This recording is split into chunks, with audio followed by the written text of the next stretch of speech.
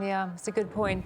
The Gulf monarchies also took a hit, a major hit really, as a result of the conflict, mainly economic. What kind of long-term impacts do you think these countries like the UAE, Qatar, Kuwait and Bahrain will endure? Do you think they'll recover? Well, I don't. And but of course, they're not uniform, although they are the same people carved into these statelets by the British Empire at its fag end. In 1971, which, alas, I remember very well, Bahrain was a part of Iran and the UAE was a part of Oman. So we're not talking ancient history here. But the reaction now of the different countries is differentiated. So Qatar, for example, some weeks ago now, in the middle of the war, made its peace with Iran. And that's why you never hear Iran condemn them anymore. And you haven't seen any military strikes against Qatari targets. The Qatari rulers have plainly got more sense. They know that the geography is never going to change and Iran will always be their neighbor. So they better get along with it.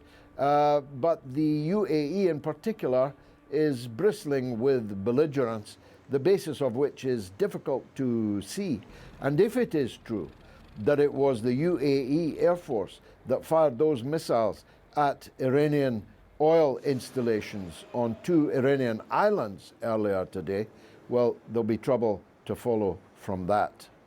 You talk about the damage to the US's military reputation, but what about its reputation as a solid ally? Because many of the Arab states that were hit by Iran justified the strikes on those countries because of the presence of American assets there.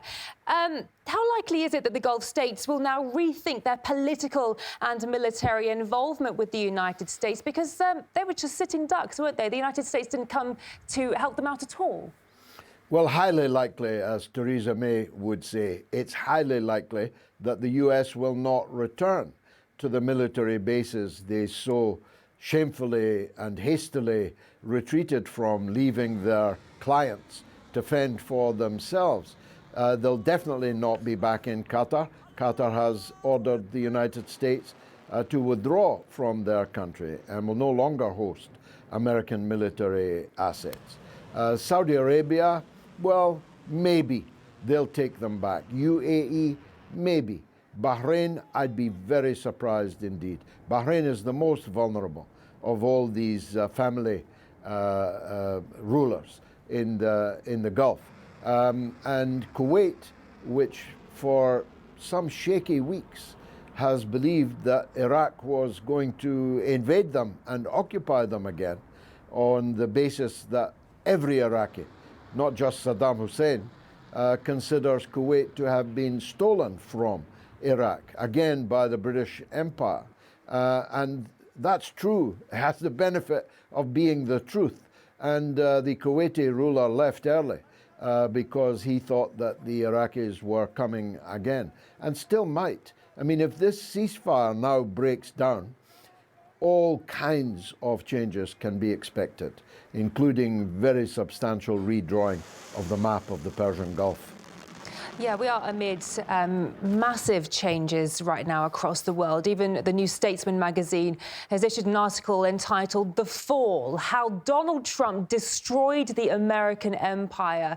And this also echoing a narrative now popular with pundits that was earlier voiced by the German Chancellor, that the Pax Americana, the US dominance, is nearing its end. Why do you think such sentiment is getting more attention now, given that Washington didn't really lose the war in Iran in the traditional military sense? Well, they failed to win it. And when you're fighting an asymmetrical war and you're a superpower and you're fighting a country of the global south, failing to win it and failing to achieve any of your stated and implied goals, that constitutes a serious defeat. The extent to which they have lost all credibility amongst their former allies in the Gulf, amongst the Arab states, that counts as a defeat. Their failure to protect Israel 40% at least of all Iranian missiles are landing at will on Tel Aviv, or were until last night. And according to Haaretz, it's 80%. But I'm going to be generous and say that 60% are being stopped and 40% are getting through, and that's a lot of missiles. And the United States was unable to defend their closest ally in the whole world. And we haven't even talked about the complete disaster area of the European Union and its relations with the United States. You quoted the German Chancellor there, but you know, the air must be blue in the chancelleries of Europe about the United States, about Donald Trump. Because yet again, just like with the Nord Stream terror attack on the gas pipeline, the Europeans have been effectively sacrificed for American policy. And I fear, especially if this restarts, $200 a barrel oil, perhaps no gas at all, and economic catastrophe in Europe. Worse than COVID, worse than the 2008 crash, maybe worse than both of them put together. So if you take all these matters into account, no wonder even the New Statesman is lowering the curtain on the US empire. Well, if the US public voted for change, they definitely got what they wanted. George, thank you so much for joining me. I always appreciate your time. George Galloway, former British MP and host of the Mother of All talk shows. Thank you very much. Have a good evening.